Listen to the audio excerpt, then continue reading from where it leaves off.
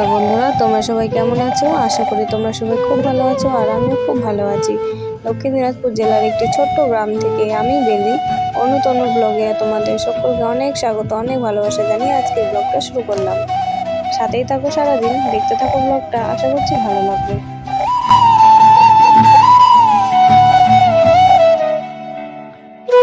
সকালে ঘুম থেকে উঠেই তো একটি কাজ আমার, অনুকে স্কুলের জন্য রেডি করে দেওয়া।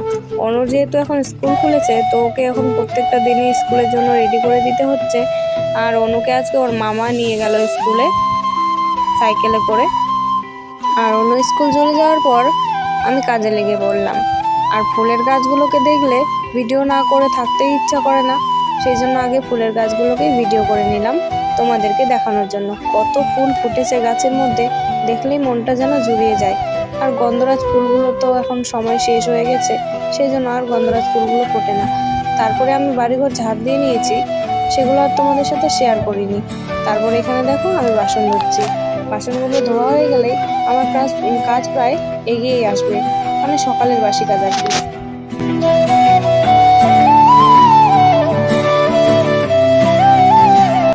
আমাদের যে এই যে দেখতে পাচ্ছ আমি যেখানে বাসনগুলো রাখছি, এখানে এত ধুলো পড়ে কি আর বলবো তোমাদের।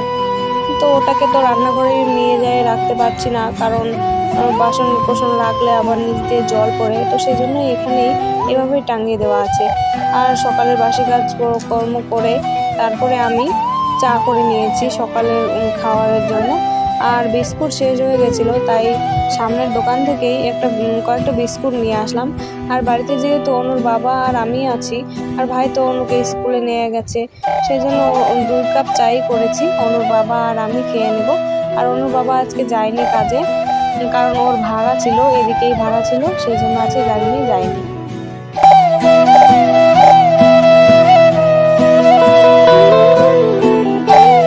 দুজনে মিলে চা খাচ্ছি আর কত গল্প করছি, যেন মনে হচ্ছে কতদিনের গল্প জমে আছে। আসলে এই সময়গুলো খুব মিস করা যায়। যখন ও কাজে যায় তখন তো আর এভাবে দুজনে মিলে বসে গল্প করতে করতে চা খাওয়া হয় না, সেজন্য এই জিনিসগুলো খুবই মিস করি।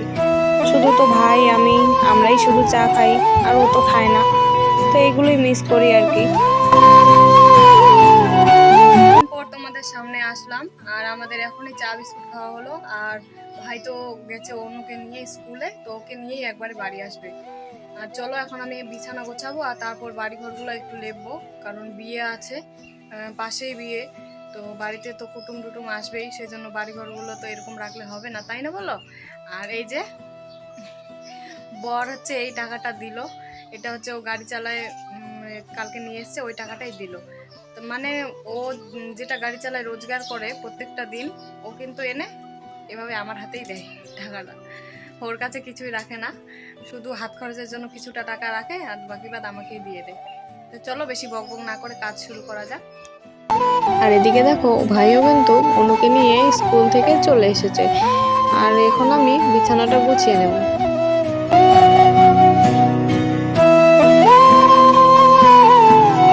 তোমাদেরকে তো দেখালামই যে অনুর বাবা আমাকে টাকাগুলো দিয়ে দিচ্ছে। ও এরকমই গাড়ি চালিয়ে যেটুকু টাকা রোজগার হয় বাড়িতে এসে আমার হাতেই তুলে দেয়, কারণ আমি ওই টাকাগুলো আবার জমা করে রেখে দিই। তারপরে আমাদের আবার সপ্তাহে কিস্তি দিতে হয়, আবার খরচপাতি তো আছেই, সেই জন্য ও আমার হাতেই টাকাগুলো এনে তুলে দেয়।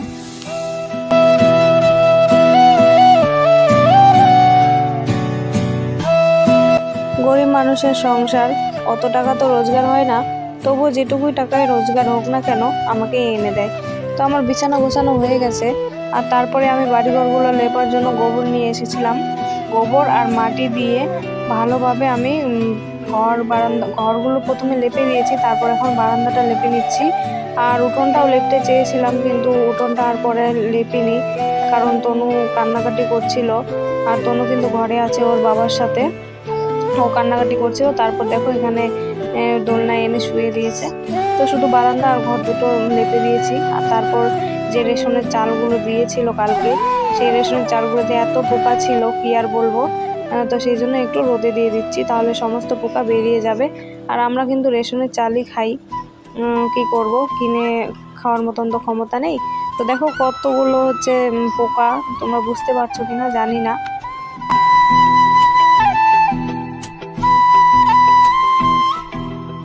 এখানে দেখো আমি কাপড়গুলো ভিজিয়ে দিচ্ছি, আর কাপড় ভেজানোর আগে আমাদের কিন্তু রান্না বাড়ি করা, খাওয়া দাওয়া সমস্ত কিছু হয়ে গেছে।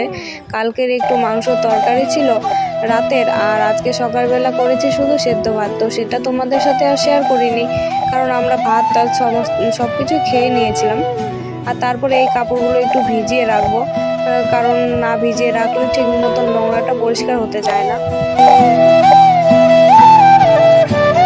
এই যে দেখো, এখানে আমি তনুকে স্নান করানোর জন্য জল গরম করতে দিয়েছি।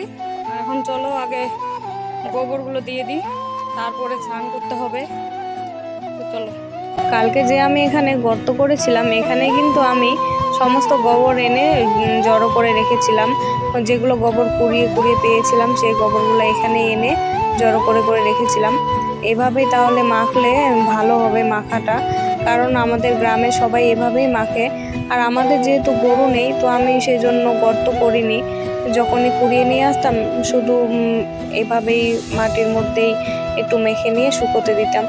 তো দেখলাম সবাই যখন গর্ত করেই দিচ্ছে মেখে, তো আমিও ভাবলাম যে একটু গর্ত করে নিই, তারপরেই দিয়ে।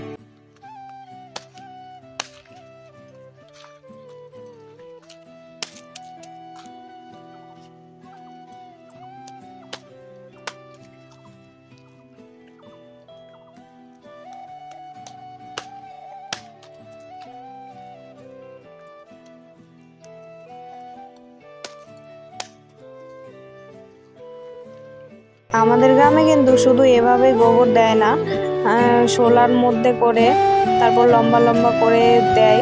কিন্তু এখন যেহেতু মানে সিজনটা চলে গেছে, তো এখন আর সেভাবে দেওয়া যাবে না, কারণ একটা সিজন থাকে যখন ঠান্ডার টাইম থাকে তখনই ওইভাবে দেয়।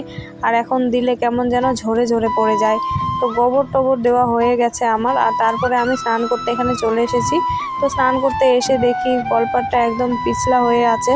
তো সেই জন্য একটু ভাবলাম যে ঘষে পরিষ্কার করে নিই, কারণ যেহেতু তনু একা একাই কলপাড়ে আসে, তো পড়ে গেলে একটা অনেক বড় ক্ষতি হয়ে যাবে, বিপদ হয়ে যেতে পারে।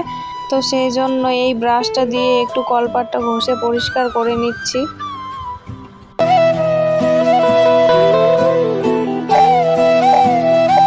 এদিকে কলপাটটা পরিষ্কার করছিলাম, আর ওইদিকে কিন্তু অনুর বাবা তাড়া দিচ্ছিল, কারণ ও ভাড়া যাবে। তো লোকগুলো চলে এসেছিল সেই জন্য। এই যে দেখো, তনু স্নান করেছে আর আমিও স্নান করছি। এই যে তনুকে স্নান করিয়ে দিয়েছি, আর ওই যে অনু ওখানে স্নান করছে, একা একাই স্নান করছে আজকে। ওকে আজকে একাই স্নান করতে বললাম। তনু খুব কান্নাকাটি করছে, ওকে ঘুম পাড়াবো সেই জন্য। তো চলো ওকে ঘুম পাড়াই। তো দেখো বন্ধুরা, আমাকে কত কাজ করতে হচ্ছে।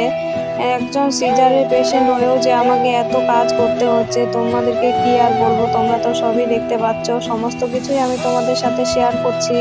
আর সমস্ত কিছু বলাটা ভুল হবে, কারণ সব কিছুই তো আর শেয়ার করা যায় না, কারণ তাহলে তো ব্লগটা অনেক বড় হয়ে যাবে। তো তোমাদেরও দেখতে ভালো লাগবে না। তো আমাকে এভাবেই কাজ করতে হয়, কি আর করব বলো। বাড়িতে তো কোনো লোকজন নেই, সেই জন্য করতে হয়। কখনো কখনো মনে হয় যে পৃথিবীতে মনে হয় আমি একজন সিজারের পেশেন্ট, যাকে মানে সিজার হওয়ার 1 মাস না হতে না হতেই সমস্ত কিছু কাজ করতে হয়। তো যে বাড়িতে লোকজন না থাকলে যা হয় আর কি, মা থাকলে তো আর এই সমস্ত কিছু আমাকে করতে হতো না, তাই না? গুড আফটারনুন বন্ধুরা। তো বিকেলের পর আর ভিডিও করতে পারিনি, কারণ অনুর বাবা হচ্ছে ফোনটা নিয়ে গেছিল সেই জন্য। তো একটু আগেই আসলো, আর সেই জন্য আমাকে ভিডিওটা রাত্রেবেলায় শেষ করতে হচ্ছে। বুঝতে পারছি যে আমার মানে ছবিটা ভালো আসছে না, ভিডিওটা ভালো আসছে না, কালো কালো আসছে। তো কী করবো, ভিডিও তো শেষ করতেই হবে, তাই না? তো চলো বন্ধুরা, তোমাদের সাথে দেখা হচ্ছে আবার একটি নতুন কোনো ভিডিওতে। ততক্ষণ তোমরা ভালো থাকবে, সুস্থ থাকবে, এটাই আশা করি।